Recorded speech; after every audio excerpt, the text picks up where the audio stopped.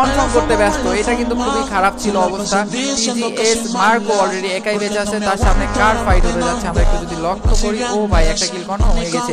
DH tiger guys, DH tiger কিন্তু খাতারনাক একটা game play করতেছে, তার সামনে স্নাইপার প্লেয়ার নিয়ে আসতেছে আমাদের প্রো প্লেয়ার মার্কো। মার্কো কি পারবে গাইস? মার্কো কি পারবে লাস্টে ভালো একটা গেম প্লে করতে? ও ভাই সাব,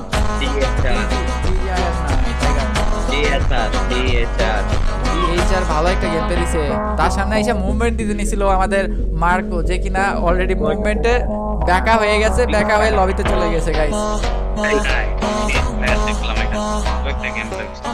হ্যাঁ, ডিএইচ আর হচ্ছে তোমাকে মোটামুটি 8টা কিল করে ম্যাচটাকে দিয়ে নিয়ে আসছে। আর হচ্ছে আমাদের আনিন্দা 8টা কিল করে ফেলেছে। আনিন্দা কিন্তু ভালো একটা কাজ করেছিল, তার ফুল একটা স্কোয়াডকে রিভাইভ দিয়ে।